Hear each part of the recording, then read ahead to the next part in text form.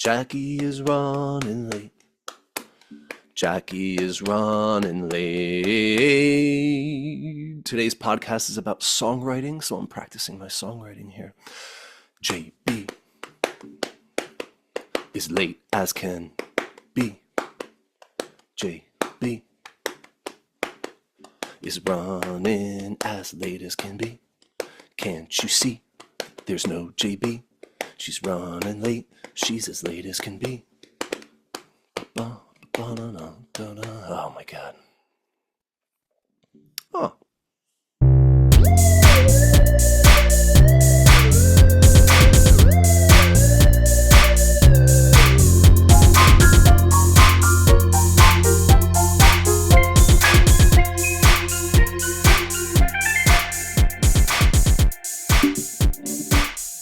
Recording in progress. Recording in progress. You're late. Excuse me. It's because of. It's 12:04. It's because, first of all, daylight savings. Second of all, your link went to my spam. I don't think to check spam, sir. Isn't it kind of funny how the tardiness is like flatulence? Like, it's only okay when we do it, but when other people do it, it's very, very unpleasant. Very unbecoming. Wow, look at us with our coffees. Oh, what are you drinking over there? I've got some hot tea because I've been battling this little sore throat cold. Oh no, not good. It's your Not kid's good. fault. Just kidding. I love your kids. It's 100% my kid's fault. It is, but it's not their fault that they're always ill. It's just their weak immunity. We try to say things to them like, don't lick the floor. Also, Don't let your friend put their fist in your mouth. don't Don't pick your nose and dip your finger into my coffee. These are the things. Speaking of coffee, James made me a wonderful latte here. I made myself a little latte this morning with our new espresso machine. What kind do you have? I'm about to show me mine, and I'll show. Wait. Are we about to mine. espresso Wait. off? Espresso off. Show me yours, and I'll show you mine. See, words fail me often. Well, I'm glad you're co-hosting a podcast. You know what? What's fantastic about this warm mug in my hands is that it's finally cold again because we've had this like heat wave here on the East Coast. Let's dive into And it's been like 82 degrees for the last week, and then yesterday and today it's finally like just nice and chilly again. So having this warm little mug in my hand feels awfully nice. It was beautiful yesterday, actually. By the way, I have to say, I've been told by multiple people that we are the perfect mixture of people for a podcast. Is that right? Mm-hmm. I got a lot of great feedback too about our first one, and with like 150 listens. I think that's pretty good for, pretty good for like 2 weeks. Weirdo nobodies who started a podcast, and we were listening to Alex Dezen. Well, can't do better than that. I enjoy his music, actually. It's so good. It is very good. It's like one of the things that I want to make sure that we talk about, so keep me honest and make sure that we don't float away to some weird tangents, is that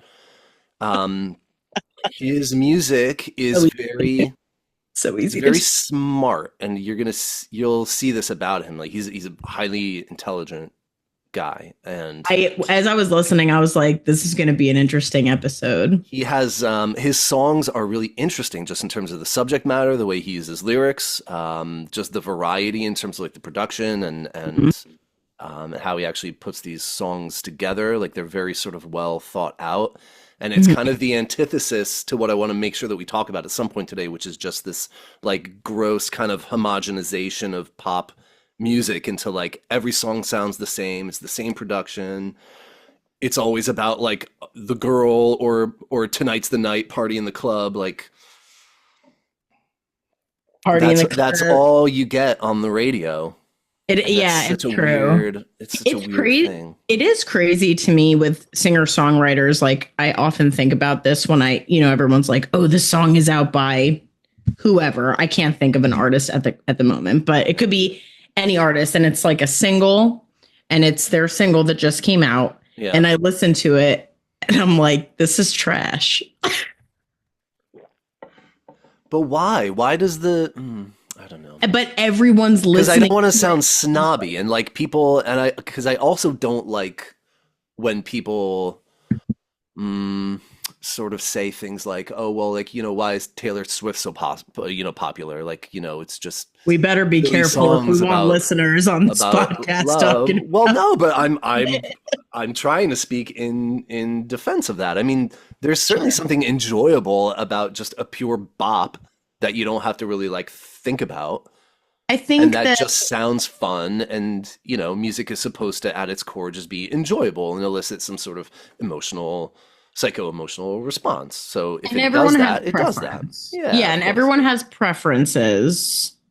And I think, though, bringing up Taylor Swift, I think with her, she's a master business person, marketer person. Yeah, yeah, So it seems she that way. just developed this sort of cult following. I'm going to be careful because I'm friends with a lot of Swifties and I love them all and I get it. Sure. And I have nothing against Taylor Swift and I Right. enjoy some of her songs. Right. Yeah, I think some of her songs are good. I think that the deep like the deep love and obsession that people have, like I don't really get it. My I take on that is that I think just every generation needs to have one of those. Like when you and I were coming up, it was like Britney Spears and Christina Aguilera like filled I those mean, roles. It they're was like like actually good. it was Okay, I'm done. I'm done throwing. there's another there is research actually to show that basically like who you're into between the ages of say 17 to 25, that's who you're going to be into and that's what's going to be quote unquote good music for the rest of your life. I love And emo music. it's something about the brain development because that brain actually solidifies fully in terms of neural connections in the early 20s. So Yeah, that's kind of interesting, that right? makes sense. Yeah, I love emo music, and all my young students are like, "Are you emo, Miss Burkett?" And I'm like, "I mean, sometimes, but like, I love it. I love it Yeah. because that's the music I listen to Yeah. in that Yeah. time." But Alex Dezen, I could get into. Mm-hmm. He He's reminds. very melodic. He's very accessible. The songs are never like weird or just really abstract or esoteric like that. They're all very kind of No, accessible. He's so really great melody writers, just really nice tunes. it's giving like modern James Taylor, Joni Mitchell vibes, at least Yeah, yeah, lyrically, and maybe almost like Iron and Wine, if you know that a guy. little bit. Yeah, yeah, It's kind of, it reminds me of that, but it's also his own thing. I think it could lean towards, like, it has a country sort of vibe, but yeah. it's Well, not it's country. funny like that Spotify lists his band as alt country, which always kind of made me laugh. But it's like, yes, some of the tunes kind of like are produced with a bit of a country vibe with like a brush kit and stuff like that. Right. But it's weird. He both in the band and as a solo artist, he's kind of hard to put into a zone because and that's what I love about him because I don't think he wants to be in one, and I don't think he's gotten himself into one. It's just Mhm. the songwriting. And what's also really interesting about him, he has like like an English background, a creative writing background. I saw I think that. that University of influences Iowa. Good his school. writing a lot. Hmm. Um, and it seems to me that, like the choices that he makes in terms of production really just kind of serve what the song's about. So he's trying to tell a story or do whatever, and it serves that, which I think is great. Yeah, I'm very curious to learn more about him as a person Hmm. because, Hmm. singer songwriters, the gamut is huge, like as to Yeah, yeah, how of are they course. And inspired? so many people want to be a singer-songwriter. So we A can talk lot. to him, we need to talk to him about, well, how the hell do you do that? Especially now, because he's a little bit older than me. So he kind of came up way before all of the streaming stuff happened. So, it's like artists coming up now when you're one of just 12 million singer-songwriters floating through that algorithm on Spotify and Apple Music and all that. How the hell do you do anything? It's similar to us with what we're doing. Podcasts are just like, you even said, like, I see why everyone does podcasts, because it's like painfully easy to get them out there. It's like weird how easy it is. That's true. Yeah. We're set up on all of those streaming platforms for podcasts, which is great. Okay, great. Because people were asking me about Apple Music, and I was like, I don't really know. We are on Apple Music now. Okay. And I also set us up on this cool little site called Buy Me a Coffee, which is for basically like indie artists and podcasters to kind of set up. And it's just a little platform where you can make like literally $1, $5, $10 donations. And it's just a way for our, already growing fan base of listeners. If you feel so inclined, Jackie and I are both coffee addicts. And then we can share this. We can share this with our guests as well, of course. That'd be great. And buy us a cup of coffee. Drop a little $5 thing there. That's right. That'd be so nice. We are also brought to you by nobody. We don't have any sponsors. Although we are kind of brought to you by St. Bernard's Episcopal Church in Bernardsville, New Jersey, where I'm the director of music, and they let us use their pro Zoom account so we can talk for more than 40 minutes. Yes. So thank you, St. B's. Thank you. Best church job I ever had. Where's our friend? I don't know. It's only 12:29, so he's not late like you yet. Oh. Well, someone's here. iPhone 148 is here. Shall we admit him and find out if it's Alex Dezen? I hope Let's find out if iPhone 148 is the brilliant songwriter Alex Dezen. I hope it's Alex Dezen. Otherwise, it's some random weirdo who's coming on tour. Can you imagine? Actually, is he there? Is he coming? I don't know. And the reveal. Oh my God, the tension is killing me. I'm sweating. Yeah, me too. I am actually sweating. I always pretty much am sweating. Okay. Wow. Oh my gosh. Jesus. There I landed on Earth from the moon. Yay. How are you, brother?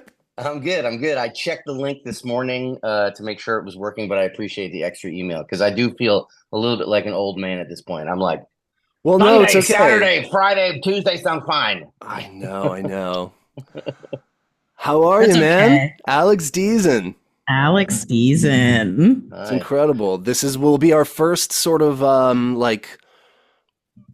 actual entire conversation besides sort of like quick things after Damnwells shows and and emails about songs and things like that. Cool. So I'm really excited. Yeah, thank you for joining us. Yeah. Nice to meet you, Alex. Nice to meet you as well. Hi. I spent the morning. Hi, I'm Jackie. We've all got our mugs. What's in yours? Just coffee. Yeah. So we've all got our coffee. That's brilliant. Nobody has bourbon in their mug? Oh, we just talked about that. Marty just was like, so no whiskey for you, Jackie? Because in the last episode, we could see my alcohol collection. But today, no. Then Marty asked me another question that we'll tell you later. Okay. Awesome.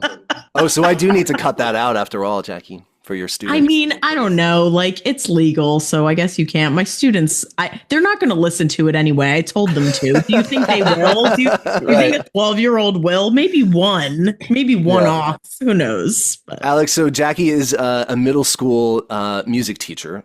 Awesome. So we try to toe the line a little bit about keeping the show PG-13. Yeah. In case they listen, we don't want to out Jackie on too much of her adult activities. But also, to be fair, Marty has said one of the purposes of this podcast is to gear it towards young people who are. So we brought the two most inappropriate potty-mouthed individuals. Yeah, me and Marty were like, oh my God, let's make a podcast geared towards young people. And we're like the worst that there is. So yeah. Well, I hope to contribute to that because I feel like I have a good feeling about you, Alex. I have a good feeling that you'll contribute to the debauchery. Yes. And Marty. No, I think you will contribute to the molding of young minds, which is one of the goals of what we're trying to do here. Because I think you're someone who can be so easily looked up to as just, a great success story in an industry that is me? Yeah, really, looked around. really difficult. Really difficult, famously difficult. And so much of it comes down to just luck and fortune and right place, right time, right people, not just your own sort of skill set, which for you is absolutely extraordinary. Oh, thank you. Yeah, of course. I've been a fan of Alex and his band since I guess it was my senior year in high school, I think. So like 2004. Really? Wow. Okay, cool. When just a friend gave me her CD of Air Stereo. Oh, fun. So that's how you know Alex, Marty. You guys didn't go to Berkeley together. I don't know why I thought that you went to college with JB. Alex. That was the last episode with the last guest. That was my. I don't know. I thought, how does Marty know Alex Dezen? And I spent the morning listening to your very first album as well. Here's I don't know if it's the first. It's the first on Spotify. Okay, yeah. Okay. I don't know if it's your first, but it was good. I was great. I like it. All of his songs are great. The cool kind of way, because Alex was just this like great songwriter who was, in my Apple Music library kind of growing up. He was just right there with like Tom Petty and the Goo Goo Dolls and everybody else that I was listening to. And then it was just the Damnwells. And the cool little story of how we got a little closer is that one of the blessings in disguise of the pandemic is that you put out that post of feelers just asking people like, hey, do you want to collaborate on some music while we're all just locked down? And I was one of those people that reached out to you and shared a couple of my songs. And then Alex ended up kind of like, being a quasi producer and guru and sounding board and played some incredible guitar parts on some of my songs, which was like just such an honor and just so cool to think that somebody that you kind of grew up listening to, that you admire on that same level as all those, quote unquote, the greats, which, I really appreciate that. I that was true about the pandemic. It was definitely a silver lining. There was a lot of people kind of just like experimenting with, stuff that they previously didn't have time experimenting with, and it was this weird sort of boon for artists, right? Because suddenly you just had all this time and all the, so many of the distractions of life just kind of disappeared for a little while. Yeah. And I remember, and I'm sure you felt the same way when all that started and it was like, okay, we're going to lock down for 2 weeks. And everybody was like, hell yeah, 2 weeks of vacation. I do whatever I want. Cool. Yeah.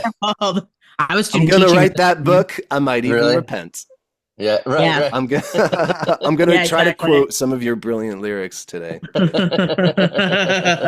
Oh my God. I literally said one earlier.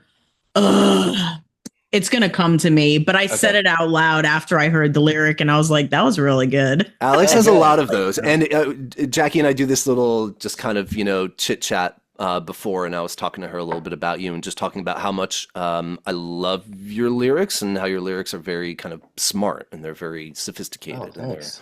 And if you want smart and sophisticated, check this out. Give it. Yeah. Ooh, see, this is already different than our first episode, Marty. He's coming through. Oh my God. Oh, because I can't see anything. Is that right? Are you blind? You thought I was going to break out a guitar and just do a song? No, I can't. Yes. I mean, I read a lot, and I feel like over the last couple months, or actually the last year, I found myself like being like, oh, maybe it's just too dark. I turn on lights, and it's too far away. And then my wife was like, maybe you just need glasses, and I was like, I don't need glasses. We're like, no. And then I put on glasses and I was like, holy moly, I could see. Oh. Wow. Are you 40 yet? Oh, am I 40? I actually don't know how almost old you are. 40. I'm It's so 46. rude. You're 40. Oh, you're 46. Okay. Yeah. Well, I'm the 46? only one. I'm the only Yeah. one in my family with perfect vision.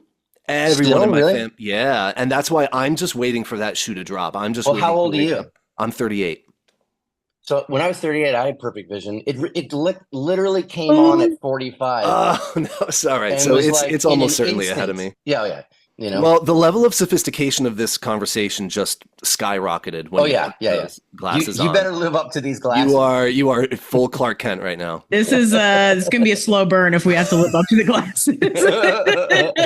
That's awesome. So just by way of quick introduction, Alex is a platinum selling singer, songwriter, producer, mixing engineer, solo artist. I'm just reading off of this thing so that I don't forget the things that I wanted to make sure that people know about this badass.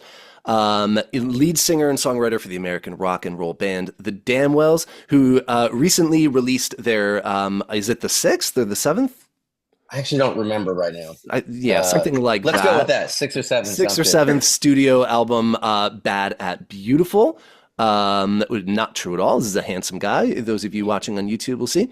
And next week, you're performing an album release party in the city. Mm-hmm. Yep, that's awesome. November Got a 14th. concert Yeah. November 14th. Mhm. What's the rock? Oh. What's it It's called? The venue? The Racket or Racket? Rackets, It's like Rackets. Used Yes, to be yes, the yes. Highline Ballroom. It's the That's same right. location. That's right. Yeah. Yes. In New York City? Mm-hmm. Yeah. Oh. I know. 14. That's cool. The band was the subject of a 2007 documentary called Golden Days, which followed your band's signing to Epic Records and that process of recording your debut album. And then some of the, let's say, harsher realities of that whole process and surrounding its release and delays and things like that. But as a songwriter, you also have a substantial solo career, releasing several solo albums and singles. You've also written and released songs for artists like, get ready, Justin Bieber, Robin Thicke, JoJo, the Veronicas, and also written for and worked with a number of additional artists like the Dixie Chicks, Dave Grohl, Sara Bareilles, Christina Perri, and Simple Plan. And you are also the co-owner with Amber. Yeah, my wife. Yep, with your wife Amber, this boutique record label, Poor Man Records, where you work with other artists, producing songs, and are operating your own sort of in-house recording studio nowadays. Nice. Awesome. All correct. All correct. Yeah, good. So, just so impressive, because one of the things that we try to do with this podcast in terms of helping people understand like what working in the music industry is actually like, is not so much kind of just the glitz and glamour of like ending up on top and being like, Taylor Swift or whatever. But, just like a kind of realistic picture of what this life kind of looks like, and what's kind of attainable. And I think you're just such a great example of that. And just the stuff that I just spat off is so incredibly impressive. I thought we could just start out with like just a little bit of biography and how, you got started and what that was like. I believe you're from Jersey, like us.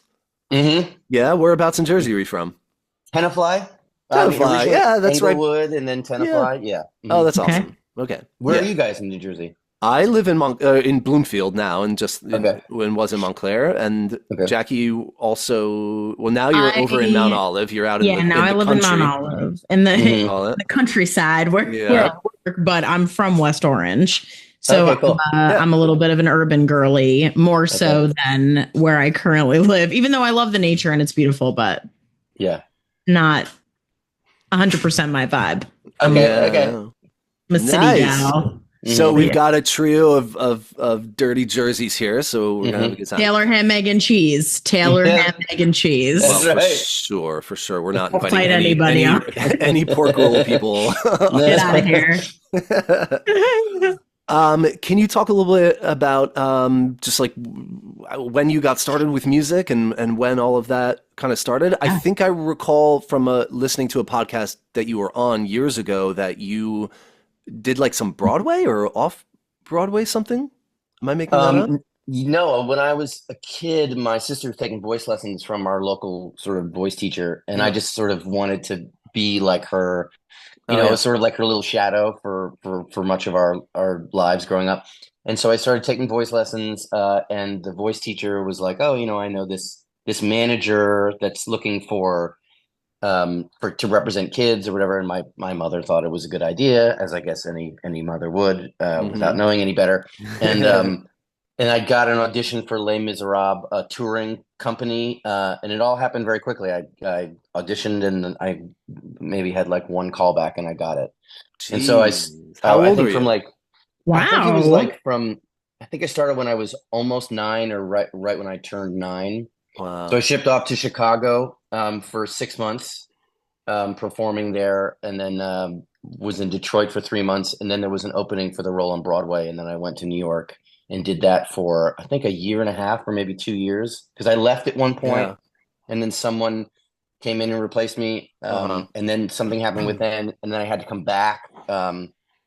So I think the accumulation was about 3 years, I think. What was your Wow. role as a 9-year-old in Les Mis? Who did you play? It's the boy. Gavroche, yeah, Yeah, it's like the little boy, right? Don't yeah, you Oh, wave the okay. flag at the end? Is that? wave the Yeah, yeah, flag, yeah. and yeah, gets Can shot. you hear the people sing? That's Sorry, right. I'm gonna go into it. I actually was at this wedding I was at last night. I was like, why aren't they playing Les Mis? Because a couple of the other bridesmaids also love Les Mis, but no one Oh else wow! seemed to be on Yeah. board. I should have shown up in my Les Mis denim jacket from You should have. 1987. Yeah. Nice. I That's just such support another it. funny connection of just like a couple of Jersey kids like grew Yeah. up because I also did grew up doing musical theater and all of that Oh, cool. and then Because I switched never over to grew up. playing in rock bands and Yeah, I yeah. never like it was a strange thing because I wasn't a theater kid. There was no real theater presence in my school. Yeah. I didn't really have an interest in it at all. It just was like sort of a fluke, really. And then it kind of just became I mean, it was such an amazing experience. It was just Yeah. like just being But I thrust into that. well, and I feel like rock music or being in a band though can be very theatrical. Yeah, which I didn't realize So until many, many, many years later. Ooh, what a Um, smart question, JB. We can it's talk yeah. about how you transferred that stage presence into the Damnwells, maybe, right? that's Well, my role here. Color. but the Damnwells had no. There was no real like. How do I phrase it? There was no real effort to approach theatricality in the Damnwells. It was like kind of Sure. rooted in this '90s like, Yeah. yeah, I was gonna throw on my shirt and t-shirt Yeah. and play. But then years later, when I started a band with my wife called Broken Hmm. Baby, where I'm just the guitar player and she's the lead singer, Yeah. which is a very like theatrical punk kind of Yes. alternative band, that's when I actually started to realize the importance of theatricality and in front people in bands. Sure. Sure. And not necessarily the importance, but like how transformative it can be in a performance setting to have someone like you Yeah. know like David Bowie, who can write great songs but also appear otherworldly in live performances. Yeah. Yeah. That's so Freddie interesting. Yeah. Mercury, another great example. Oh And Queen. yeah. people should definitely check out Broken Baby too, because Amber is an incredible performer, incredible front woman, Yeah. and that is just some of the most sort of like interesting. I'll even use the word sophisticated, like thrash metally rock you'll Cool. ever hear. I think just really well put together songs. Really, really That's Great. great. cool. Thank you. Yeah, Thank and I you. feel like even people, because even for me, like that kind of genre is not my jam, but Mhm. I really enjoy those songs. I Oh, really cool. do. Well, thank you. Yeah, of course. Broken Baby. Broken Yeah. Baby. Gonna listen to that when we're done Yeah. here. Okay, good. Nice. There's actually we did a live performance video in 2021 when we were supposed to do this tour and then the tour got canceled. And so I think we that's what went I'm to the thinking studio. of Okay. of Yeah. On actually YouTube. seeing footage of you guys perform. Yeah. Yeah, yeah. And it's on YouTube. And I think there's like 4 or 5 songs that we did with like sort of just a small audience that we That's brought into right. the That studio. sounds familiar. Yeah. Yeah. Oh, fantastic. So you're this kind of boy wonder, incredible singer. I don't know about that. And then you're like you end up in Brooklyn Mhm. and where did sort of like picking up a guitar come in and start noodling and coming up with your own songs? How did all of that start for you? When I was actually in Les Mis, or no, actually there was another play I was in after that called Lost in Yonkers. It's a Neil Simon Oh play. yeah, sure. And that was more of a bus and truck tour. So we would do like 3 weeks or 2 weeks in a city. And we were in Scranton, Pennsylvania. Nice. And there was a music shop right down the street from the venue. And I really, really wanted to start playing guitar.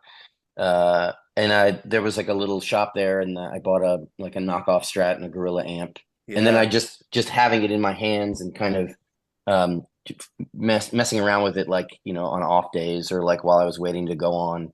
I became pretty obsessed with it. And that was kind of how I started.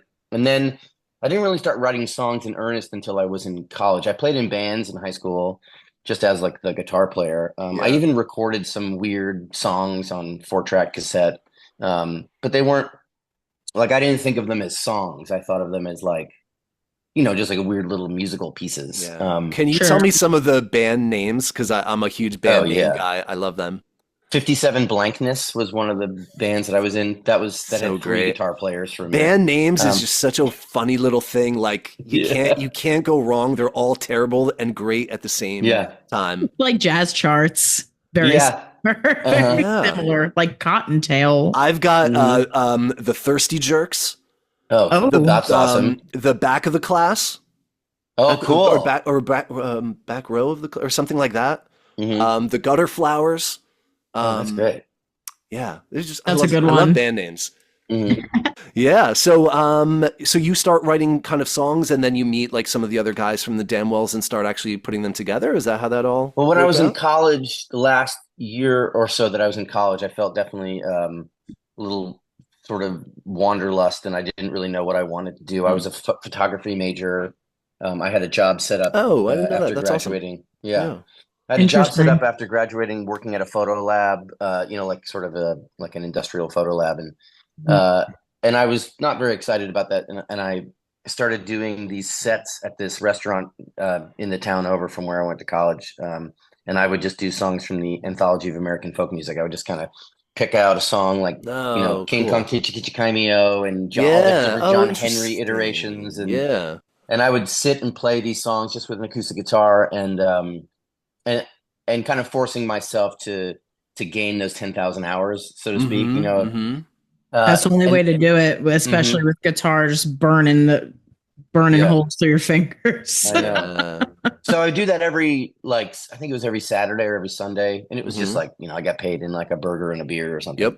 And then when I graduated, I moved back to Brooklyn, and that's when I started looking for band members and stuff. And that's when I found Steve and Dave and Ted. And I actually went to college together, and we lived only about like 5 blocks from each other in Brooklyn after graduation.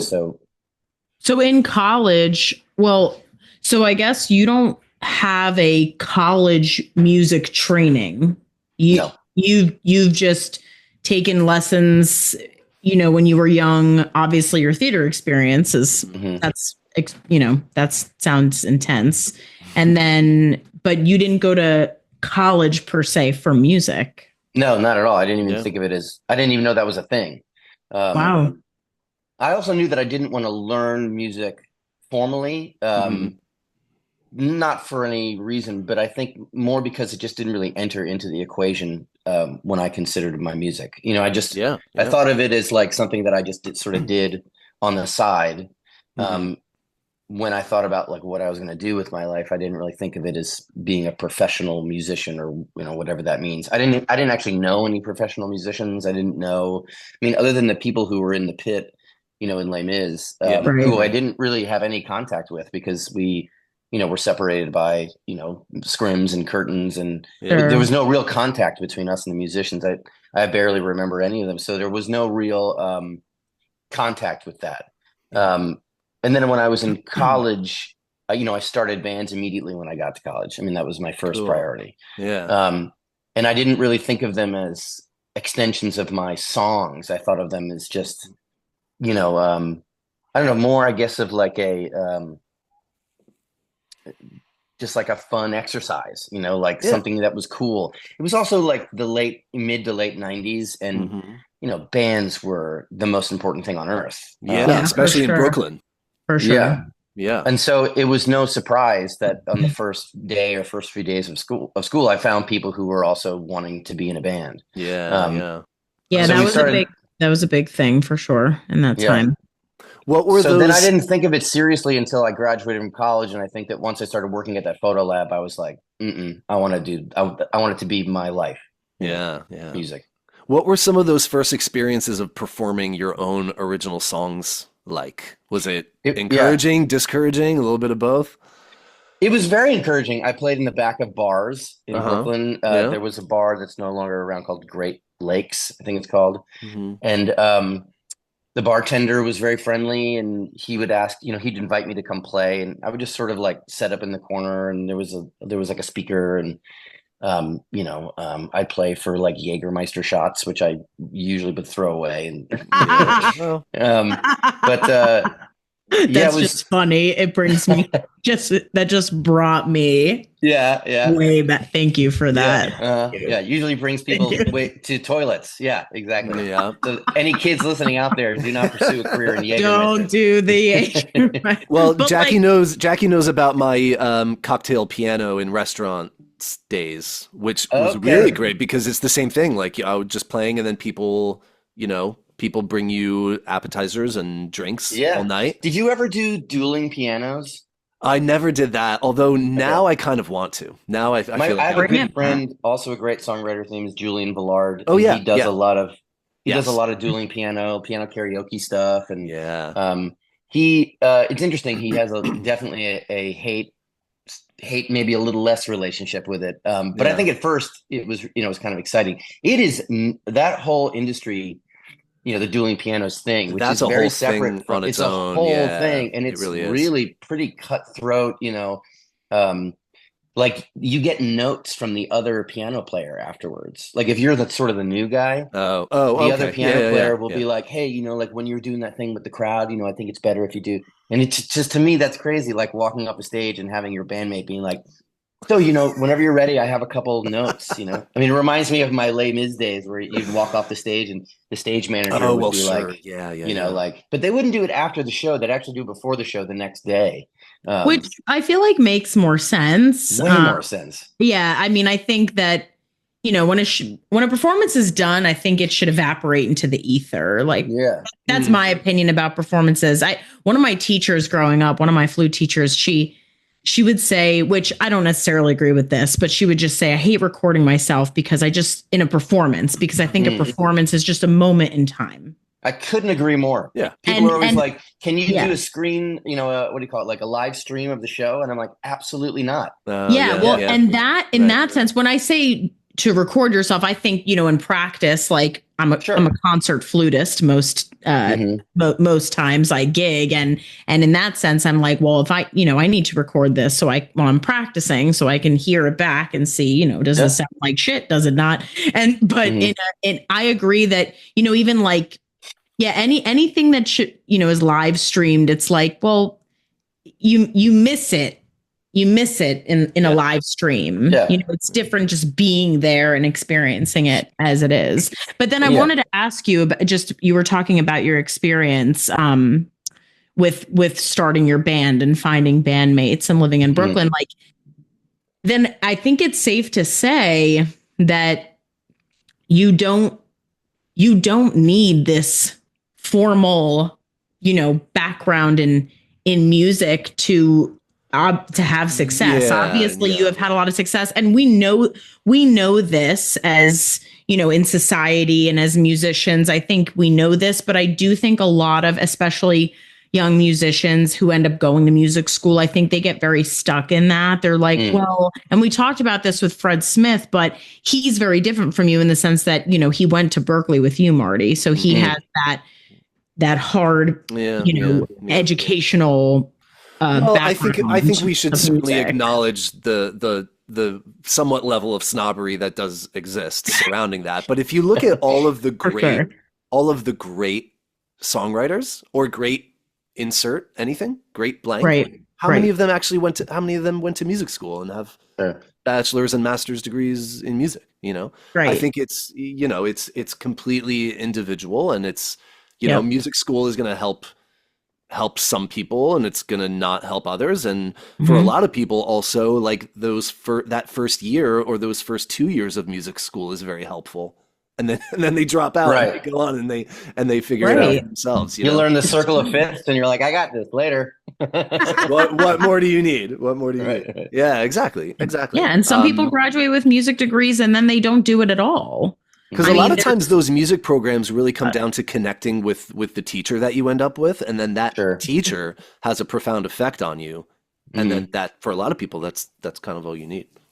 Yeah, Yeah, yeah. I mean, I never thought of music as something that was serious in my life. I yeah, just thought of right. it as something that was like, oh, this is cool and I like doing this. Hmm. Let me see if I can make this my life. Yeah, Um, yeah, I mean, I didn't really take it seriously until I guess we were probably on a major record label and everyone was very serious then. And yeah. I was like, oh, I guess I better be serious. But, I think that at the time I wasn't really intimidated by any of it because I always thought and think that every musician should have an almost adversarial relationship with your record label, and not like Mm, in a not like in a pure sense, but there should be skepticism between what you're making and what people mm, want to make out of it, yeah, um can you dive into that a little more and yeah. explain it? I mean, it's just where art and commerce meet is like, it's like a demilitarized zone. So, representatives from each party should, be on their best behavior when interacting. And I find that a lot of times, at least in my experience, labels are like, I think labels think of themselves as the most important part of the equation. Um, and I think that they are the least important part of the equation, but often the most helpful. mm, Um, so now I think it's changed because people are sort of, with social media, people are kind of all blending into one. There's like, yeah, yeah. there's sort of I don't know, there's like there's just sort of not a real 360-degree musical experience to be had on social media, Yeah, yeah. it's pretty narrow. And I think the narrowness serves major record labels because, it makes it easier for them to take someone from, TikTok or whatever who's doing a, you know, singer-songwriter thing that Video feels in their kitchen, right, right. singing I mean, that's what happens now. You literally are just scrolling on Yeah, TikTok and you find like, someone just belting Defying Gravity in their kitchen. right. And I That's think great. that that's cool. It's kind of nice to see that there's so many people out there that have this untapped talent, Yeah. I can't remember who it was, but there was like this woman who was like a mother of five or whatever, and she would just video herself making dinner every night for her kids, and she'd sing these songs to them, and she had this like really incredible voice. Wow. Hmm. And I'm sure she got some notoriety on social media or whatever, but and maybe she even has some success because of it. But that's the part of it that I do like, where you see people who sing just for the sake of the song. Like Mm. that can be really Yeah. wonderful. But I guess, I mean, to answer your question more pointedly, I think that there's just this lack of understanding of what the responsibility of art is to art. And I Mm, think that commerce can definitely make that art become, it can abstract it, and it can change it in ways that are not always good. yeah. Sometimes it changes it in ways that actually are good, clarity, tonality, conceptual, clarity. I mean, Hmm. if your A&R guy is like, I don't know what you're talking about, that's either a bad thing or a really good thing. Yeah, But yeah. if your intent is to be clear, um, then that's a good thing. Having someone in your camp say, I don't think that this is the best vision of what you're doing, and so that can be good because sometimes the pressure of commerce can help to clarify art. But that only really happens in a much later stage. I mean, we're talking about there's like, 15-year-olds who are making TikTok videos that are getting Hmm. signed to major record labels. I mean, not Yeah. only have they not experienced anything because they're only 15 years old, but now they've sort of that development has been arrested by commerce. And then so they don't really have the opportunity to figure out, like, I don't know, maybe they're goth, maybe they're like into, Yeah, that's a good like point. Yeah. like something else that doesn't feel like this sort of, commodified glee, singer-songwriter pop music mishmash, So Hmm. I think it is important to maintain some sort of integrity to what you do, and to look Sure. for and to always be looking for what it is that you want to do. And what you want to do might just be, the most bubblegum pop, and if that's what you want to do, that's great, but I just feel like if commerce starts to intrude too much through that demilitarized zone, and Hmm. starts infecting the art and the creation of it, it makes it almost impossible to get real true art anymore, because it's hard I for people to agree. know what they want to say. Yeah. I mean, Mhm. especially if you're writing songs, because they're just musical narratives. And what are you going to sing about if you're? I mean, actually, to be perfectly honest, there's a lot to sing about when you're 15. Um, It's true. and It's it true. feels very profound, and it feels very important, and it is, because if you feel it, it is your reality, and that is what you're experiencing, and it's just as valid as someone else's experience. Sure. Do So it. this Do is it so up. interesting Yeah. because so you end up in this program in Iowa. So then you kind of end up like if we think of songwriting as an art form on its own, it's really two things, right? Like you're a Hmm. lyricist and a composer, right? So you've got the Hmm. music and the words that are just married to one another. Yep. So interesting now to kind of like learn this about you, and you have some sort of like you went for the formal training on the lyric side, not on the music side. um, can you talk a little bit about what eventual effect that Iowa program had on your lyric writing, and then maybe on how you approach the music as well, and maybe some of the ways that changed, and how your writing as a songwriter evolved after that program? But, I mean, it evolved big time. Mm. If nothing more, it put a bigger spotlight on the lyrics that wasn't on it previously. So I Hmm. felt very self-conscious at first about, taking pen to paper about a song, to write a song after, having this sort of MFA looming over my shoulders. Yeah, And yeah. I always thought when Mm-hmm. I was writing songs, I always felt that there were these two little, like, presences, I guess, on my shoulders. One was Bob Dylan, the other one was Paul Westerberg, and they were both arguing with Oh, each other about interesting. which Paul part of the That's Westerberg. song Okay, funny. yeah. they Angel and were devil. Like they I'm were like, both arguing over which part of the song was the worst, Mm, and so that's now I felt like horrifying. there's this MFA degree. But then I don't know, I think I felt a little bit more. It's sort of like, I guess the one thing that formal training gives you is that it allows you to see the path towards the goal a little bit more easily. mm, Like, I imagine that if someone shows up to, like, start operating, like, I don't know, a big heavy machinery of some kind, like a one of those caterpillar, yeah. things or whatever, that, looking at it when you're sitting in the driver's seat and there's all these levers and these buttons and stuff, it must be incredibly complicated, or like the cockpit of a jet. Right. But if Mm. you have some training, it becomes very clear, like, what you're supposed to do with all that stuff, and the Yeah. intimidation of it sort of fades away, Mm, and the confidence is allowed to flourish. And I think that when I think after the MFA program, I think my confidence in being able to get towards clarity a lot faster, was heightened, and mm, and I think that's how it helped. When I think about some of my songs, because especially we're coming up on this show that we're playing in a couple weeks. We're running through a whole set of songs that some songs were written 25 years ago, some were written yeah. last year. That's cool. Um, and so when I think about, like, going from a song like Electric Harmony, which was on Hmm. the first, like, real Damnwells LP, and then going to a song like, Pretty as Pittsburgh, which is on the Yeah. new Damnwells LP. Uh, one thing I can say is I don't think that I could write another Electric Harmony. And there's some part of me that's a little sad about that, because I don't know what it was, probably just the energy of youth, but there was Mm, such excitement in making a song yeah. that I didn't care if the lyrics made sense. They were evocative emotionally in some way. She's Right. my electric harmony and I'm her little paper tree. What does that mean? I don't know. But it felt at the times like, that sort of childlike profundity, or, of, like, feeling like this is important. I know it. I can feel that it's important. We were Um, talking about before that was right. all that, felt like the biggest thing Yes. And at I that think time. that some of that is lost now.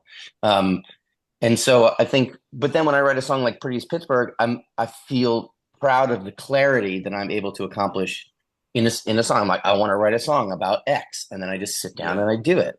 Whereas before, if I was, in my early 20s writing electric harmony, and someone was like, you should write a song about Pittsburgh, I'd be like, I don't know how to do that. So that's kind of what the MFA gave me, I think, in some ways. Do you feel like your ability to craft lyrics to a song post MFA has made the harmonic structuring and composing of your songs easier or more challenging, or a mix of both? Definitely more challenging. Oh, wasn't expecting that. Well, more challenging is in, like, it just takes more literal work. I mean, I wrote electric harmony. Why? Well, because when I wrote songs in my 20s, I was like living in a dilapidated rear house in Brooklyn with my roommate who was like, working some terrible job that he hated. And I didn't even have a bed frame. I just had a mattress on the floor, and I just sat in that. Exactly. We all did. But I think in that environment, I just, it was almost like the world around me disappeared. And I was just in this fugue state of just like creating a song and scratching it down on a piece of paper, electric harmony, Right. There were no computers. There was no, there was no loop going in the background that I was writing to, I was just crafting a thing. And I think that was easy. Because I just academia. I turned off my analytical brain, or at least I turned off my self-consciousness, and was able to just be enveloped in this experience. Whereas now, I sit down and I'm like, I'm really, I'm really concentrated on the relationship of the harmony and the melody and the lyrics, and how the lyrics are, affecting the melody, or the melody should change to meet the lyrics, or, it's just, there's an ease about the crafting, but there's so many more pieces that it just requires a lot more work. Yeah. Do you feel like there's almost like more at stake? No, I think there's less at stake. Oh, why is that? Well, because less people are listening. The Damnwells are nowhere near as popular as they were when, I was on a major record label, and, I had a publicist, and I had, there was a machine, there was a team, and now it's just us. I like it a lot better now because the stakes are so low that it's all on your own terms. Yeah. I've always been curious. I think as a musician, you have probably a heightened curiosity. I think you both probably feel this way as well.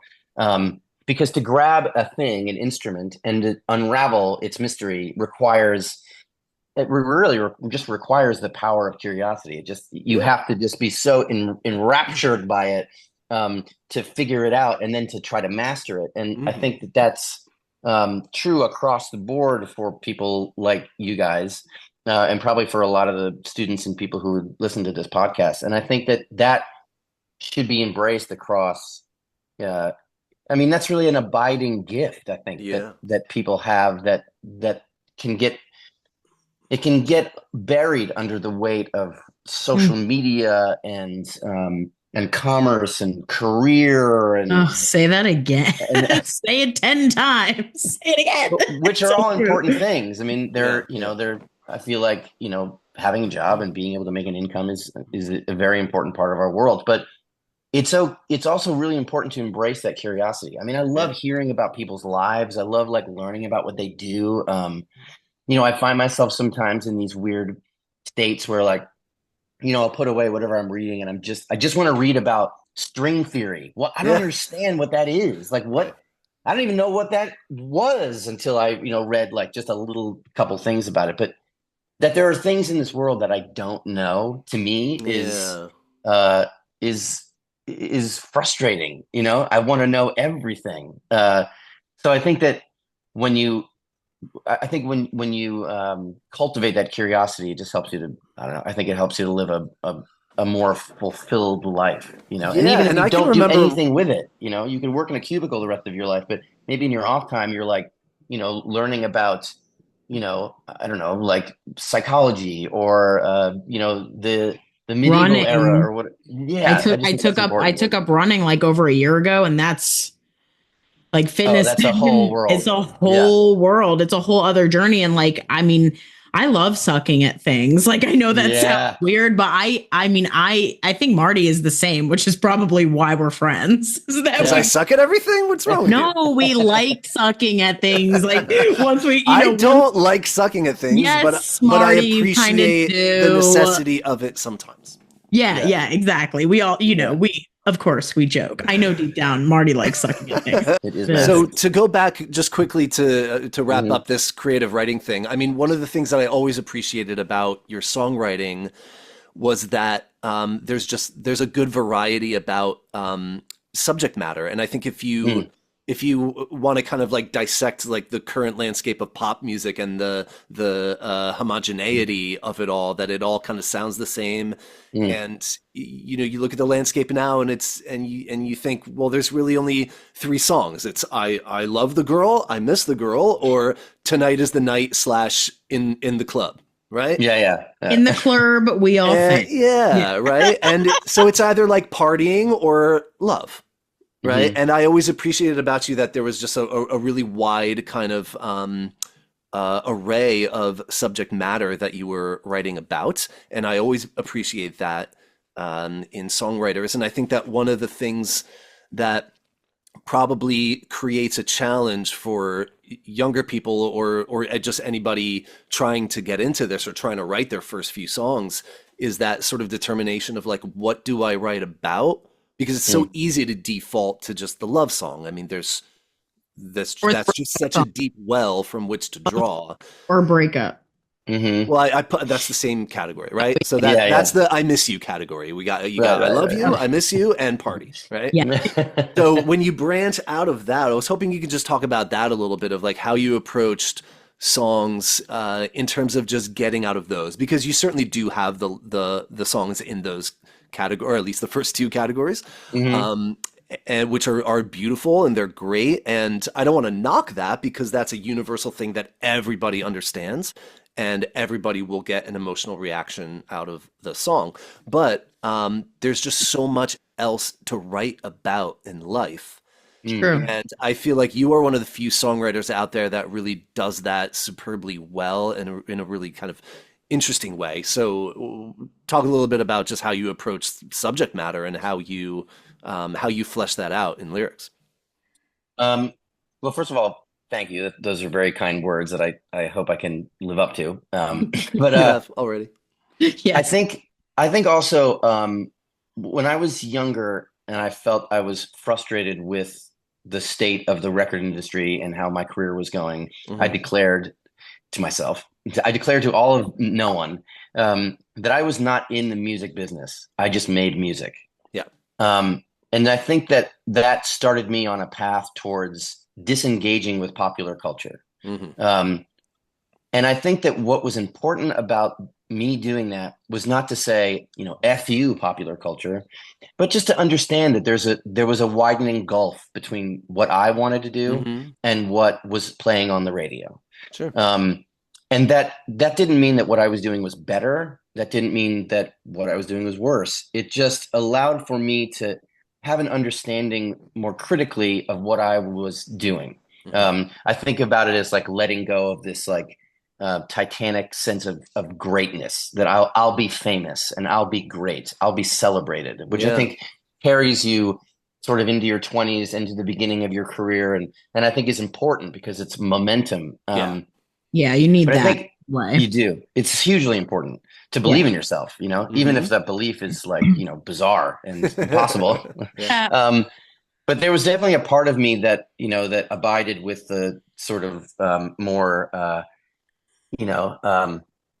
like, oh, I don't need this. I don't, I hate this, pop music is stupid. There was also this part of me that was like, I hope that I'm famous. I hope that I can fill arenas. I hope. Yeah. And I think that letting go of the greatness aspect of my chosen career helped me to concentrate more on what, like what I was doing and how that didn't need to include things that it didn't naturally feel like it included.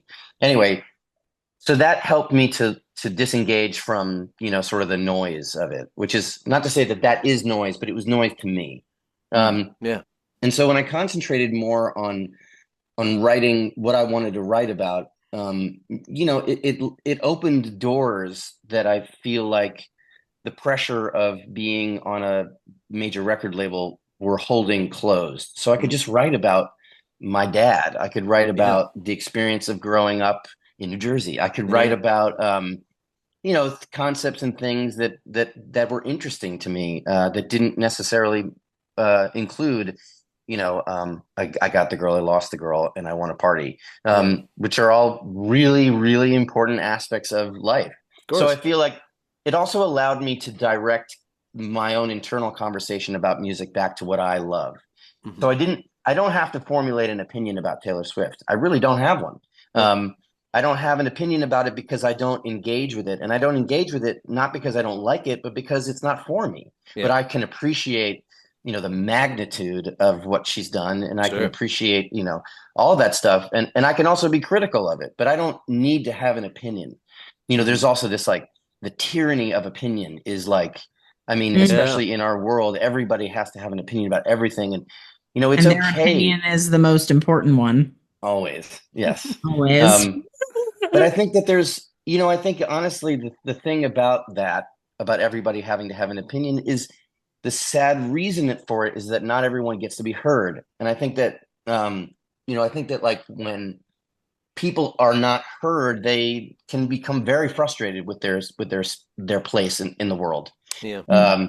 And I think that people should have the opportunity to be heard, and it shouldn't be in a vacuum. And I think that if people are allowed and given the space to feel and to experience their life more honestly, if they're not interested in the football game, they don't have to have an opinion about it. Right. Even though they're standing by the cooler at work and everyone's talking about how the Giants still suck, I think it's important for people to find their people. I think it's important for people to find, what's important to them. And I think if they can declare that they are not, that they are no longer going to participate in certain aspects of life, it helps to make it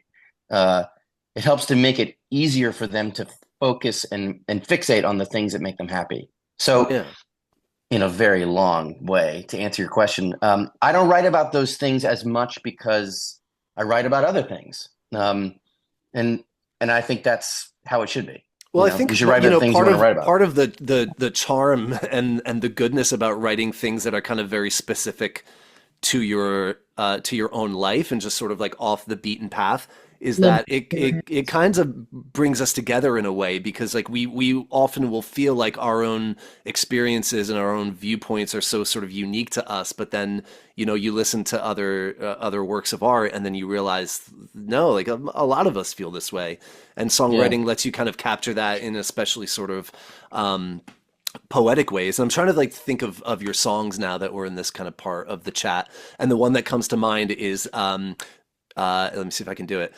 This is the last song I'll ever write on this guitar. Right. I sold it to a friend on the internet. Can't afford it anymore. Fan. Yeah. A fan on the internet. Yeah. It's a D35 from '71 made by the Martin Company, but that will never begin to explain what it meant to me. Is that right? He's a true fan. So that's the whole chorus. That's just a song literally about how you had to sell one of your guitars. Right. Like, okay. Right. But it's so specific to Alex Dezen's story, right, that probably when you look at it superficially may not really apply to a lot of other people. But it's pretty obvious what the subtext is to all of that about letting things go and about, exploring kind of different parts of your life. The one that I have the poster of on my wall: I'm the worst guitar player in a one-man band. And I'm doing the best that I can. I think when that song, that was one of the, I can remember sitting on my floor when that song came out, playing with my baby daughter, and I had my headphones in, and that song just came out, because that was in the pandemic. You were putting those singles out. Yeah. And I remember like that song came on, and it was this weird little like country shuffle thing, and I didn't quite know what to make of it.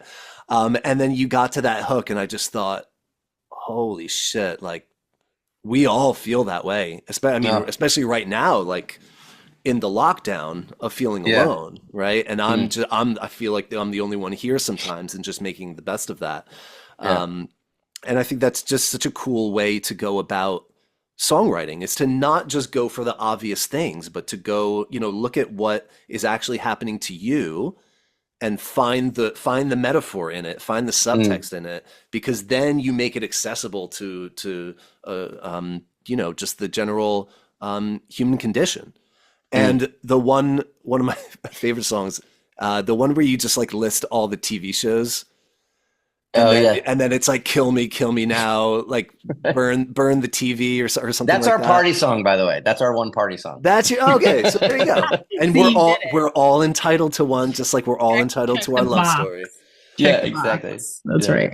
Yeah. But I think that there's an important lesson in there in terms of songwriting as a craft, is that, like when you approach how you approach your subject matter, there's a lot of gems of specificity in each of our lives that can be tapped into. And I think that's just something that you, I guess, just naturally, or maybe that's something, I feel like even in your earlier stuff that's there. So I don't know that you can credit that creative writing program. I think that's just how you are as a soul. I mean, maybe this creative writing program definitely helped. I'm sure it shaped you. Yeah, there's like the formal training, I think, is something that I had avoided for so long. Yeah. And I think when I got to graduate school, even though the goal was not to become like a formally or a more formally trained lyricist, modern I think, James Joyce. Yeah, I do not accept that comparison. I could never be James Joyce.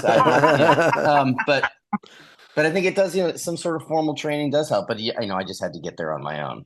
Sure. I had to just find it, and I didn't go there because I wanted to become a better song lyricist. And I don't know that that's I so am. Interesting. Yeah. That is interesting. Yeah. But I definitely think,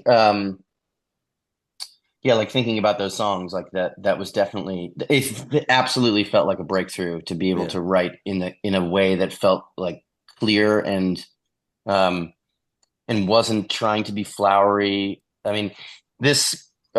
There's this famous quote about, kill your darlings, or, kill your babies. crows. Yeah. And it's like been attributed to so many different writers. So I'm not even going to try to say who I think probably said it. But there is something about like taking that beautiful thing and just, making it ugly. There's something so, to me, exciting and interesting about things that are ugly. And I don't mean like, an ugly face or an ugly, word, but there's like messiness. Maybe messy. Messy. Yeah. That's why the messiness. Yeah, exactly. The messiness is really like, I think that's why we let kids play in sandboxes and stuff. It's just like, of course. It's mud, it's so messy, and kids want to play in the mud. They want to jump in piles of leaves.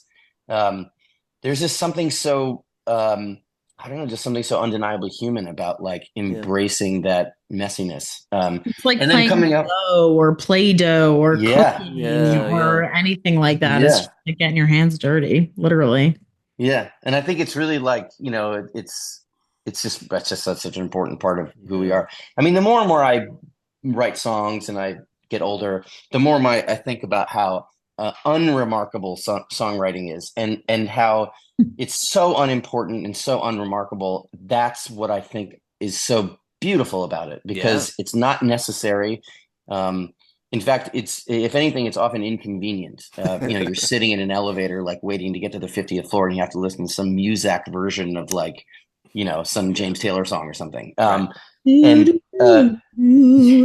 something like exactly soprano saxophone. You're like, Jackie's played flute on a lot of those Muzaks, by the way. Dude, that sounds awesome. That's her jam. Totally. Marty's dissertation. Just kidding. Well, then, can I ask you this? And Marty, we didn't do this on the first episode, but I think we should start doing this question I'm going to ask Alex. I think we should start asking it to all of our guests near the end of, or later on in the recording. So are you ready for my big question? I'm ready. What would you say your job in music is? Oh, wow. Ooh. I mean, I have a real job, sexy. which is like mixing records, right? Yeah. I do have a real job, which is mixing records and producing records. And and we need to get into that. Yeah. Okay. But I don't, I mean, like what? Yeah, I don't know. I have stumped you. Yeah. Well, I think because I It spent doesn't have to so be one. It doesn't have no, to I be. know. Yeah, I mean, my professional occupation in music is a producer and a mixer, and a songwriter still. I mean, I Yeah. still do write songs for Pitch and have had songs that are in films and stuff like that. But um, yeah, I mean, ultimately, the thing that has helped me the most is the Damnwells. Mm. That's why I'm here today, talking to you guys. I mean, that's Hmm. why I get a lot of the production and mix work that I get is, people who are fans of the Damnwells or Yeah. have heard of Yeah. me through the Damnwells so the thing that has been most abiding, professionally has been being the songwriter and lead singer of the Damnwells. Yeah. Which hasn't always been the thing that I focused the most on, especially later on as the band kind of, disbanded and kind of got back together, and we weren't touring, playing 200 shows a year anymore. But it left a legacy, Yeah. Yeah. it was not huge, but it was enough to continue to bring in work and to continue to have people to continue to have me in the conversation when it came to, other musical related things like mixing and producing and Yeah. songwriting and stuff like that. So really, I guess if you break it down, my job in music, it still is to be the lead singer and songwriter of the Damnwells, Yeah. and will probably be for the rest of my life unless I start a super group with Marty and you and we become like Muzak, Ooh, superstars. that's right. I think we should do it. Muzak superstars. I mean, if the public education system goes up in flames, this might be Yeah, the way forward. yeah, So I'm down. I did want to make sure that we touched on this because you just alluded to the fact that nowadays professionally, like you're doing a lot of production and mixing, playing guitar on stupid guys tracks Hmm. like mine, Right. and which are just so great. They're like they're my favorite ones now. Oh, Um, good. and so you, because of the Damnwells and all of that experience, you had that benefit of making albums in real studios with like the way it used to be done Right, before, like right. Logic Pro and people, like Mm. Billie Eilish and her brother, like making hit records in their bedroom. Like that Right. didn't exist when you were doing that. You were in a Hmm. real studio with a real producer and a real engineer, and I assume you were like just watching and learning and absorbing all of this, and now you're able to deliver this entire other kind of facet to your career, right? Yeah, yeah, Yeah. How much yeah. did you were you really interested in that stuff back when you were making those records, or did it kind of like sneak up on you later? Because I you're think so good at it. well, thanks. I mean, I think I just was so invested in writing songs and crafting songs. I mean, when I Yeah. was younger, I was churning out songs. I mean, Hmm. I was churning out 7 songs a week at minimum at Yeah. times, just Yeah. a That's Me too. ton of Me songs. too. And Yeah. so when I was doing that, I had to learn the basics of recording myself. So I had like, a compressor and I had a mic pre and I had a mic Hmm. and so I learned how to do that. Then when we would go into the studio, it was that, but it was on such a bigger scale. Right. So I Mm. would learn how compressors worked and the difference between like an FET compressor and an optical compressor and Yeah. different kinds of, and I mean, I'm a bit of like a gear nerd. You are I a gear like junkie, right? I Yeah. like Yeah. to fiddle with That's cool. things. I mean, I like to take things apart and put them back together and see how they work. And I think that's super conducive to engineering because you often have to take things apart to put them back together. Yeah. Yeah. When they fail or tubes have to be replaced. And um, so I was learning that stuff as I was going. And you're right, I did have the benefit of working in an era as a songwriter and as a band guy Hmm. when people were still recording in studios, and so there were Yeah. banks of gear that I had to learn how to use Right. Right. or started to learn how to use. And now they're And all digitized and on I our know, computer screens. They're I all know, emulated.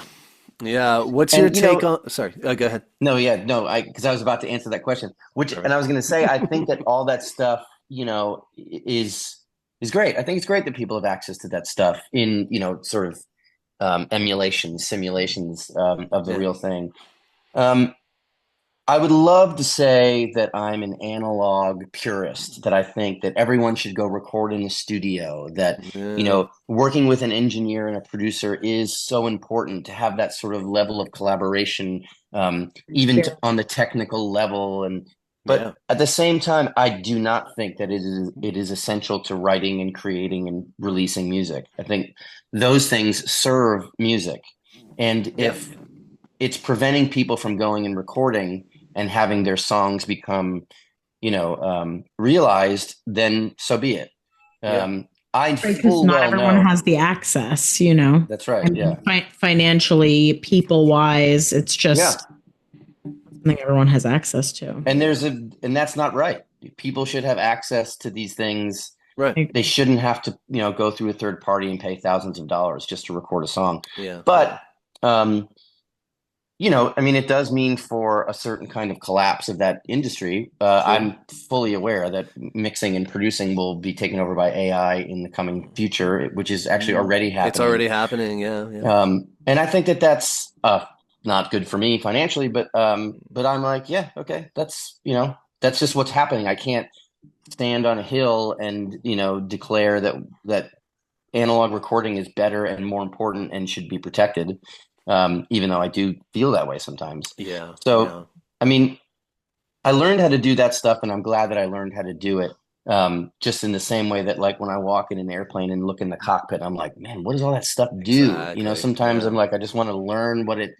So I'm glad that I did it, and I'm glad that I learned it, and I think that applying those skills to making records and stuff is still important, even though many times I'm not, sitting behind a bank of compressors and EQ and all that stuff, and I'm not at a Yeah. board with faders, and because a lot of what I learned doing that as a songwriter and as a person in a band is not technical, and it's Right. more conceptual, and learning how to, like, cut the fat off a song or get to the heart of a song, or kind of make a song more effective, or more clear, tonality, clarity, all that Yeah. stuff Yeah. is really an important part of producing that has nothing to do with the technical aspect, Sure. Sure. and And that's to such an me, I think that interesting. that's important. That's such an interesting way that you and I came at from opposite angles, because I learned all of that stuff from the emulations in Pro Tools and Sure. Logic and kind of Yeah. doing that. And like, just for me personally, because my career has just kind of morphed into the classical side, and I'm writing for choirs and orchestras. So when Hmm. I write a piece of music, it takes me, weeks or months to do it. I have to then wait usually around like a year for the piece to actually be like rehearsed and performed and then recorded. So Yeah. that process just feels so infinite. You need But a group. You need groups to do it. People. Yeah. but Like, this technology has allowed me in the meantime to kind of go back to this like first love of mine of songwriting. And if I buckle down, like I can write and produce and mix a song in a day, and it's just Yeah. there. It exists. It's Hmm. already done. It's there. pretty And sweet. that's been such a sort of just therapeutic aspect of my Yeah. life. So I mean, the upside of that, we can complain about the downsides of it in terms of just oversaturating the market, and it's how do you break through on I mean, markets are meant to be songwriting. And oversaturated. Like, let them be oversaturated. Fuck them. well, Like, there used to whatever. be there used to be a little bit of gatekeeping.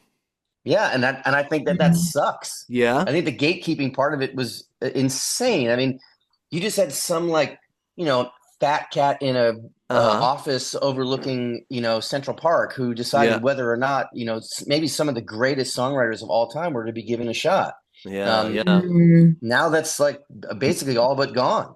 So You when I know, you work with younger artists now, more on the producer side of it, what sort of advice are you giving them in terms of how to deal with that oversaturation? Like, how do they, if you've got a younger person with a guitar and a bunch of songs and they want to be putting them out, what sort Mhm. of advice are you giving them in terms of how to actually, break through the noise a little bit? Is there Yeah, any advice to give them?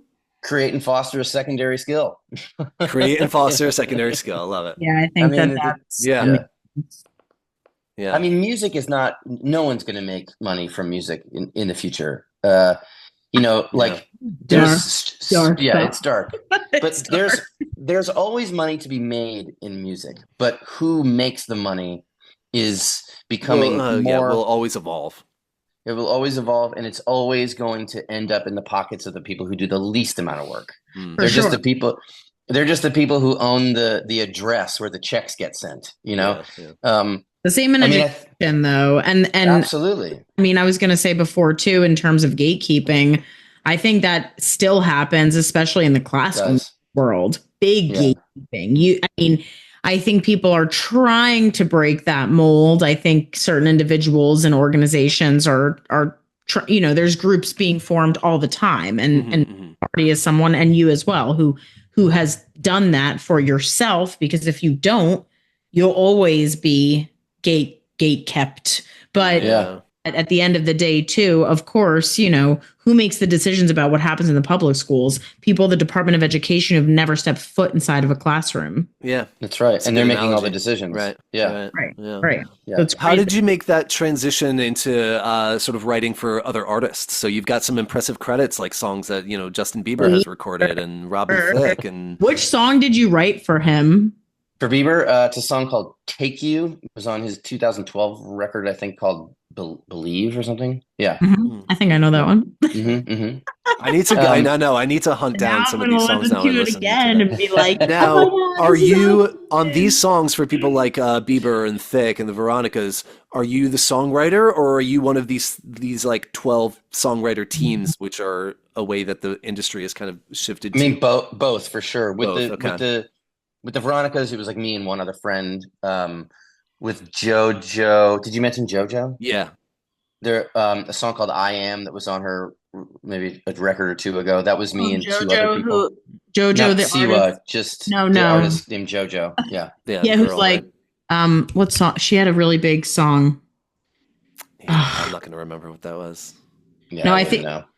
She was like bigger some years ago, and now she's back, right? Yes. Yeah.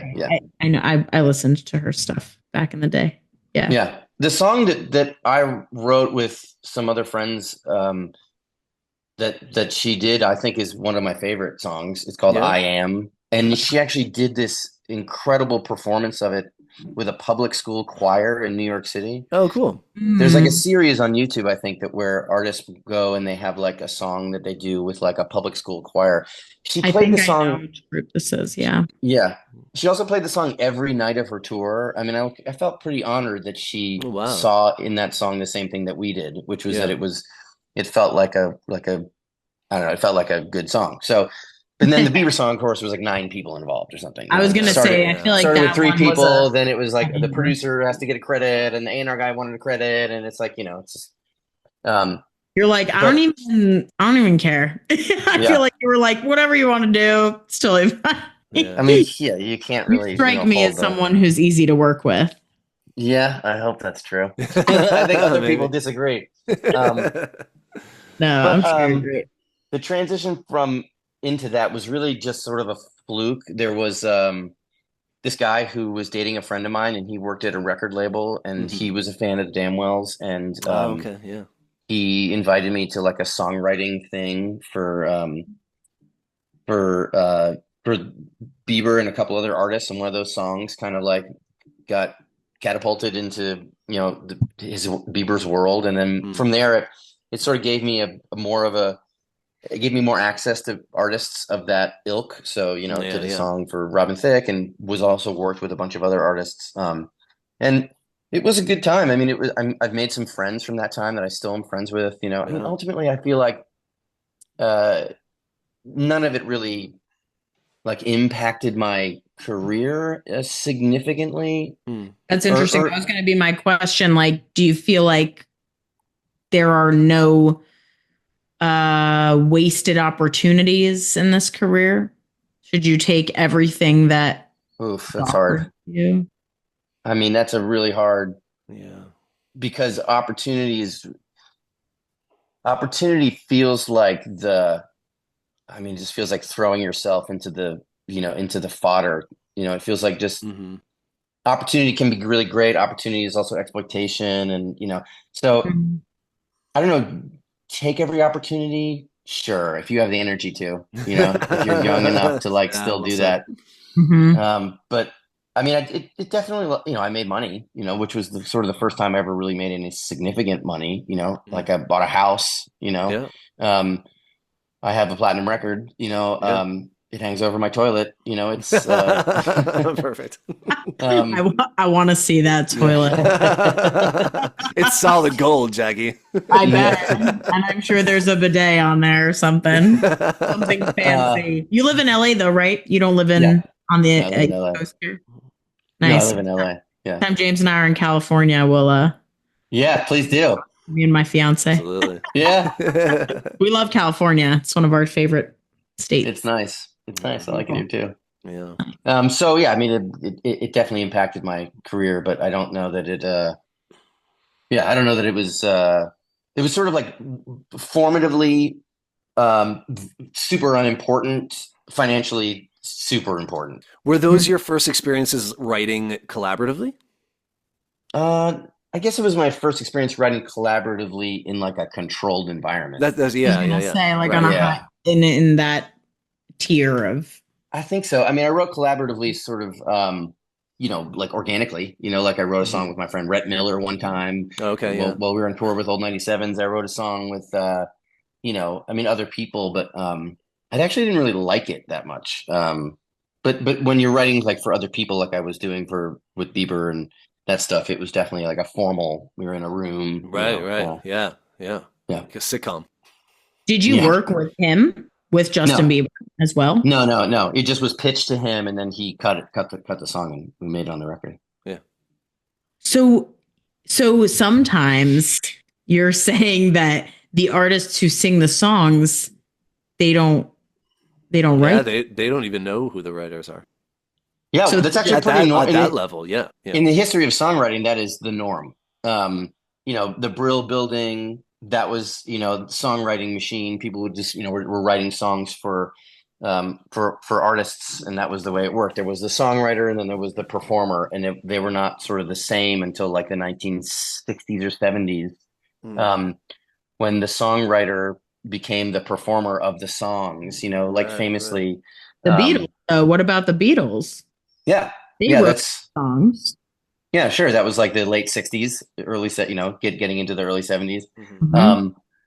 And they were kind of some of the first to really like do it on that level, probably. Like, I mean, no one can really say that they've gotten to that level since. I mean, this sort of cultural crossroads that allowed for that to happen is like, right.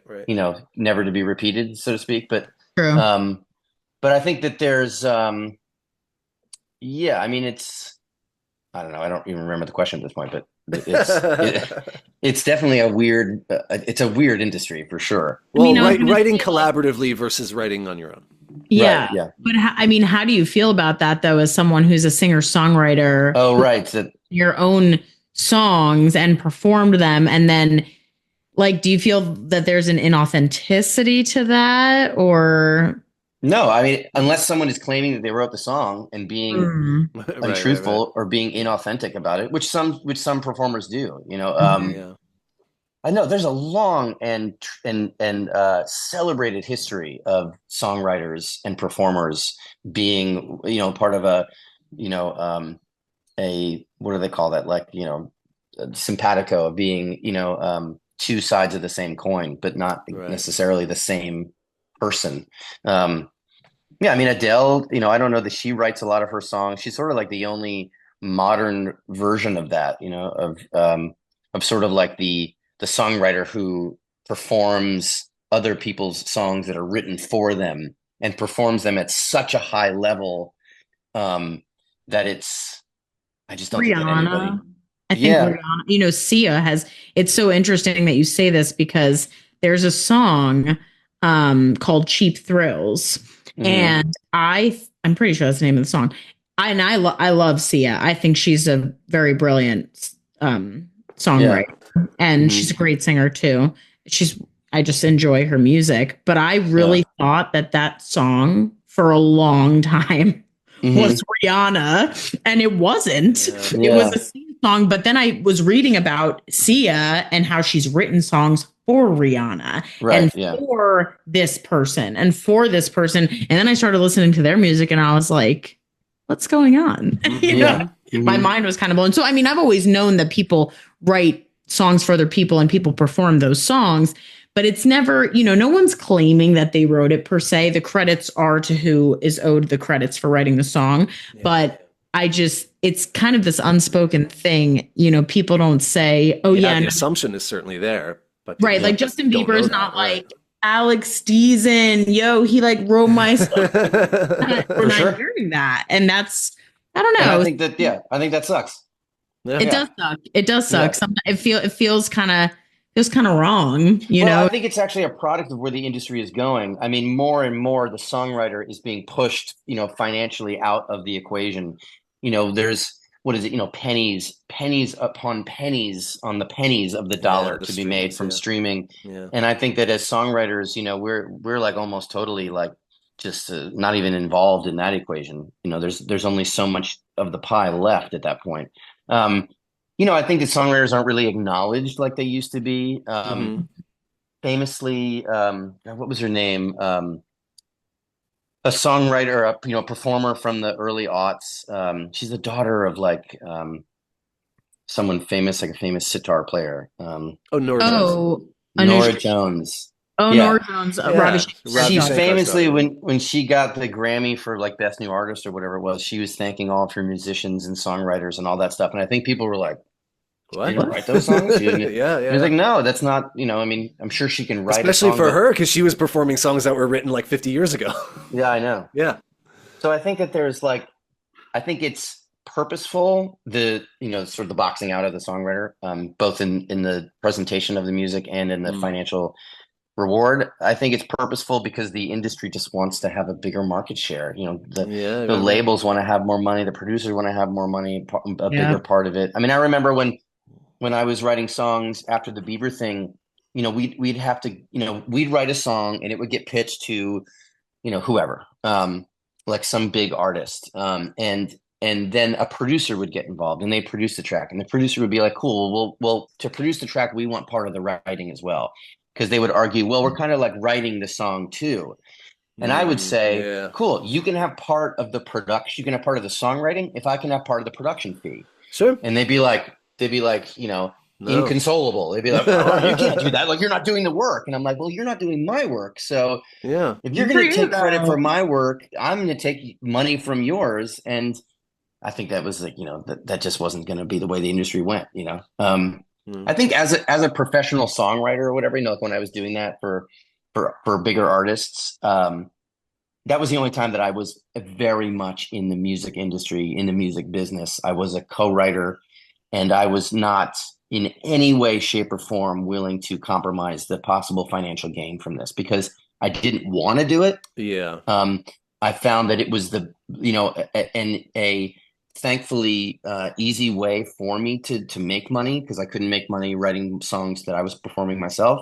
And I was lucky enough to be given access to artists like Bieber and Robin Thicke and whatever else. And so I was very thankful for it, but under no circumstances was I going to compromise the potential financial gain, because that's all that I was there for. I wasn't there to feel artistically fulfilled by having someone perform or record a song. That it was exciting. I mean, when the Bieber record came out and I heard it, I was like, oh, this is cool. Look at this thing that I accomplished, and there's a platinum record on my wall for it. Right.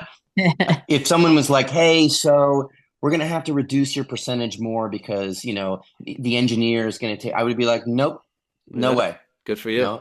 And that's the only power that the songwriter has, is that if the three of us write a song and Rihanna does it, if one of us doesn't agree to the percentage, the song doesn't go anywhere. Right. So we all have to agree. Yeah. So you can stand your ground.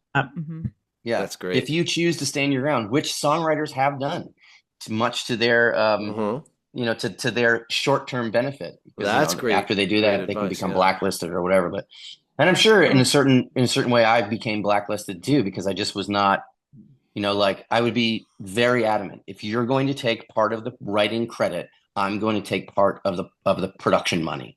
Sure. And they were, that was just like a bridge too far, Well, you have morals though. You have like a moral. Oh no, this is not morals. This is just like, financial acumen. This is just like, sense it, but in a sense, I think it is, because it's you saying, I want my damn money. Yeah. And you deserve that, you know, for the work that you put into it. I mean, it's disgusting and not just our music industry. There's a lot of industries that do this. Yeah. Just, you know, take, and we could go off into many rabbit holes about the 1% or the who's up there getting all the dough. But yeah, I think that you should stand your ground. I think anyone who would be in your position should stand their ground, because you know, it's your work, and it's you're owed it, you know?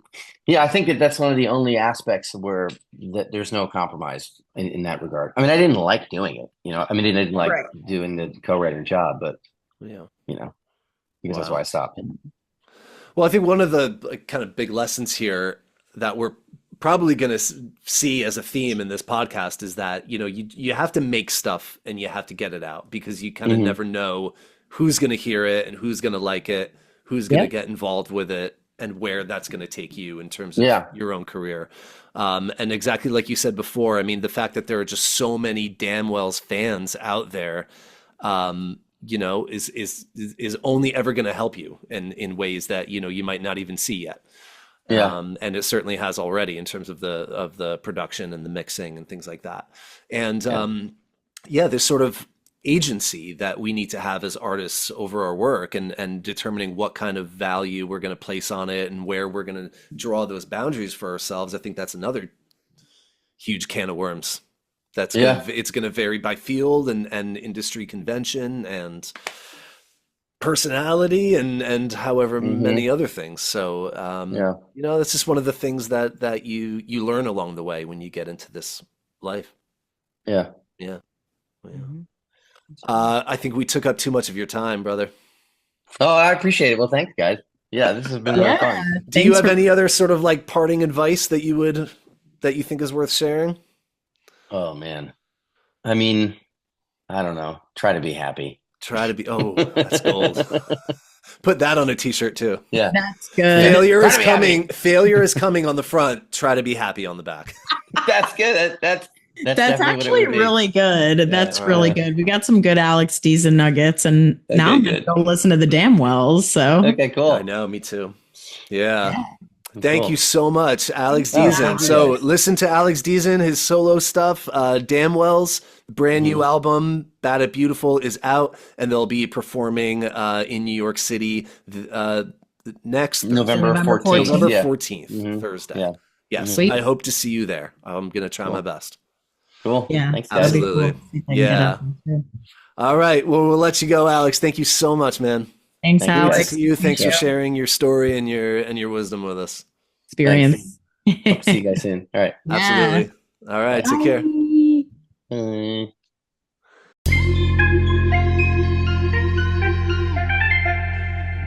Episode 2. Wow, episode 2. What a great person. Isn't he a cool guy?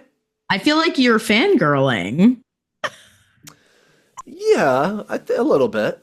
No, like in a good way. He's someone who you originally were a fan of his music, and then that's interesting. I think he occupies a unique place in my just sort of musical admiration, because outside of like the famous people, like the people that I grew up listening and admiring, it's like there's like Tom Petty and like John Mayer, John Resnick from the Goo Goo Dolls, all those people. You know, he's the only one that I think is up there on that level for me, but is still someone that I could like write to on Instagram and be like, hey, do you want to do a song together? And do you want to come on my podcast? You know, like John Mayer's not answering my Instagram, you know. But one day he might, Marty. Well, one day. One day he might. If we both DM him, slide in there and just are really aggressive, maybe he will. Maybe if we send him enough provocative photos, maybe that'll do the trick. I think that's that's going to land on you mostly, I'm afraid. Yeah, feet pics. I got it. Ooh. What if we send him my feet and tell him that they're your feet?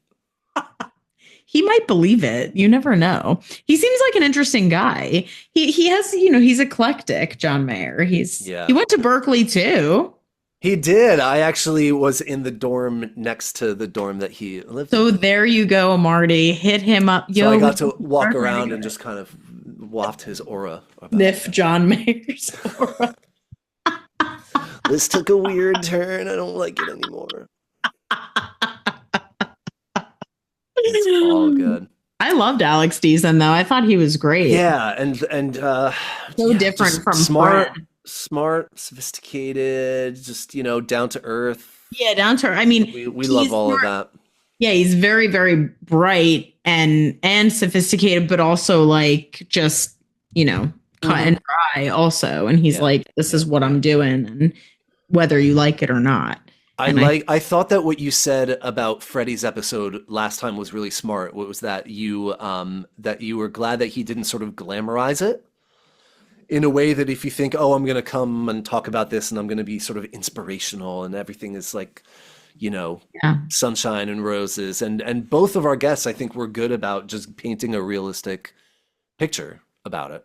Yeah, I think if you're interested in the songwriting and like the being in the band aspect of that part of it, then I do definitely recommend the documentary that was made about the Damnwells. It's called Golden Days, and you can watch it for free on YouTube, actually. It just gives a lot of really cool insight into the industry. And obviously certain things are not the same anymore, but a lot of it is.